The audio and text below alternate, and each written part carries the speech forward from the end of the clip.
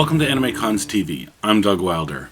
Recently I went back to Katsucon for the first time in a couple years, so I went for 2017, and I kind of had some mixed opinions about it, just like I have in the past. Overall, it's a con that feels very focused on the hall cosplay. I mean, that's something you see a lot of people talk about because of the space at the Gaylord. You're in the middle of February, but you still can get shots that look like you're outside. And it was also a warm weekend, which helped, and just lucky for us. But because of the focus really on hall costuming and hall cosplay, a lot of times the con itself feels very crowded. My personal experience was, as I said, was a little mixed. I did press for the convention, for AnimeCons TV, obviously. And, well, their press department has gotten better. Before, they used to not have badge pickup until after main opening ceremonies and a couple of panels had already run. They actually said they were going to open, I think it was about 8 o'clock in the morning this time, which, I got in. Great, this is going to be perfect. I'll grab my badge and then, start seeing the con.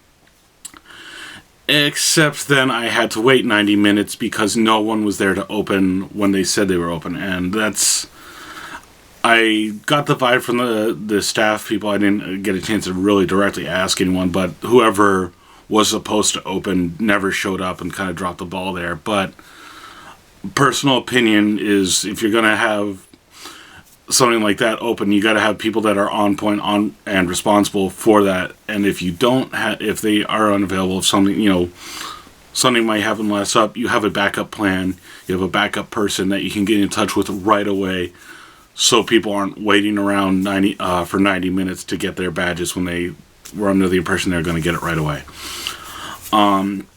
Another thing that just kind of stood out to me is this convention had a lot of people wandering around with boom boxes blasting music, and, well, I don't think they should be banned. I know some conventions have kind of a policy at kind of have it at an acceptable noise level. We shouldn't hear you from across the convention center hallway while you're walking around, and things like that. And it seems like such a minor thing, but when you're walking from one area to the other, or just trying to get to a quiet space, it can be really disruptive.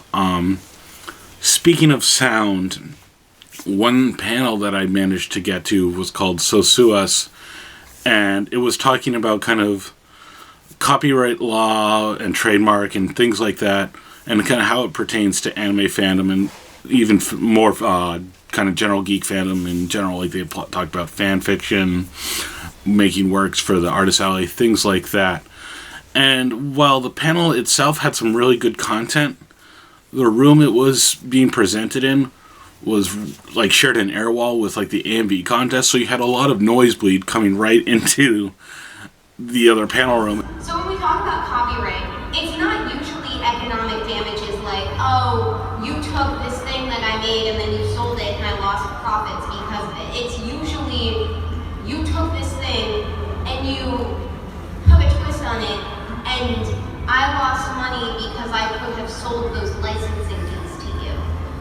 So that's usually what's up for debate when it comes to a copyright claim, and we'll talk a little bit more about the cases involved with that. And this is something that I think a lot of conventions always need to pay attention to, is what programming is going on the other side. So you kind of put, if you know you're going to have loud programming in one area, don't have it next to another room that's going to be just a straight panel. I remember one time when I went to New York Anime Fest, when that still existed, they had Yoshiyuki Tomino, creator of Gundam, giving a keynote speech, and right behind him on the other side of an air wall was like a dance party.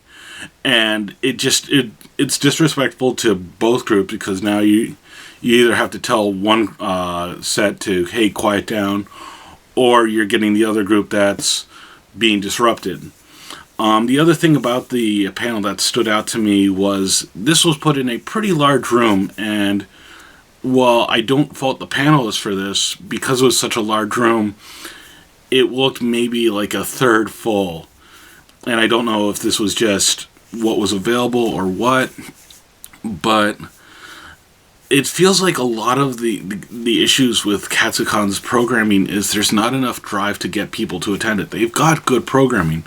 They have, forgive me if I'm mangling the acronym, the JCI, which is the Japan Cultural Institute, where you've got a lot more in-depth, heavy-duty, really interesting stuff focused on Japanese culture and history.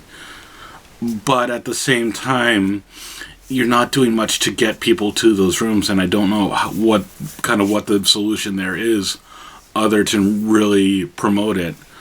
I think the other way you get people in seated programming is you make it stuff that's really going to appeal to them. And as we've said, Katsucon is a con that really gets a huge turnout for cosplayers, and that's not a bad thing. But I think if you know that that's kind of the market of people that are coming, maybe tailor your programming a bit more. Really push big programming. There was definitely some cosplay panels in the schedule, but maybe have some more. Really push them. Say, hey, we've got a cosplay track now. Come check this out. And I think that's a really good way to get more people in seated programming. So one, if you're attending, you're getting your money's worth for your badge besides just hanging out, taking pictures. Two, as con staff, you're going to get people that are now going to seated programming, which will hopefully kind of make the hallways feel a little less crowded. One of the other things that stood out to me, though, about kind of how this convention has become so focused and have so much attention to cosplay was in the dealer's room of all places. I mean, and not just like dealers selling cosplay materials like wigs and everything, although those definitely were there. It was the first time I can recall ever seeing the company Simplicity having a booth. And for those of you who don't know, Simplicity is a company that makes like patterns and stuff for making outfits. So you would often use it for costume and so things like that. And if you looked at their booth, they didn't have a whole lot, but they did have some of their patterns. Things like school uniforms, kind of those big kigu pajamas, things like that. So I think they even had like kimono and stuff. So things that would be relevant to anime cosplayers were right there. And while they, it's not a whole lot, but it's getting their name out there. They also had a really neat little thing where they were giving away lollipops, and everything had kind of just like a nice like positive aspiration, like, hey, you're awesome, or hey, you're a cool person. And the way you got one is if you wrote a nice note to someone for another lollipop. So again, they weren't selling much, but they were getting their name out there and really kind of working towards kind of building the better community, which is something that I think is a really good thing to work on. Another thing, though, was the dealer's room itself was one of the better ones I've seen overall. I think they've spread out well. Like, you didn't feel too cramped. You could move around, and even when it was kind of at peak capacity, peak times, the dealer's room didn't feel very full. And I think it was just a well set up. But on the flip side of that, there was also the Artist Alley, which I don't know why, but it felt really cramped, and I think they just had smaller lanes and stuff, so it was very hard to kind of poke around and browse. In the back of the Artist Alley, they had like some areas for getting pictures in your costume, sets, things like that, which is a neat thing to see, and I'm glad more cons are doing it. But again, because of that, you didn't spread out the Artist Alley much, and like a lot of people I know said they only went through it once and maybe twice just to try to get through, and they just felt like they couldn't move. So I don't know what the solution there is, but I think just they need to spread it out a little more. But again, Katsucon's always been a mixed bag for me. I did have a good time.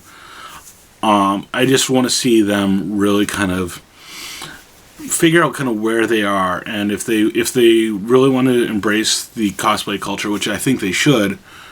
I think having more programming, and I know they have some, but again, more programming related to cosplay and really push to get people there will do that. I think if they want to kind of keep the broader identity, again, really find ways to push and promote the seated programming like the JCI, which is, again, a very good thing.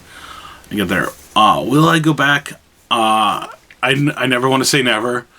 Again, I had a good time, and around National Harbor, it was a very nice area. I stayed a little bit further off-site, but it was still pretty easy to get in and out of the convention. They had a really good pass system for a weekend pass for the parking garage. So even though I was commuting in, it still didn't, it still saved a lot of money. So I think there is a possibility. It's not high on my list, but again, I in this case, I never want to say never. So if you've gone to Katsucon, or if you have a con report of your own, don't forget to drop us a line. You can reach us out on Twitter at AnimeCons TV. We are also on Google+, Facebook. You can even send us an email at podcast@animecons.tv. Or you can even give us a phone call, leave us a voicemail. We do like listening to them. If you're at another convention, let us know what you think. Tell us something you thought was awesome, something you thought was terrible. We want to hear it. You can leave us a voicemail at 762-ADEQUATE. I'm Doug Wilder, and we'll see you guys next time.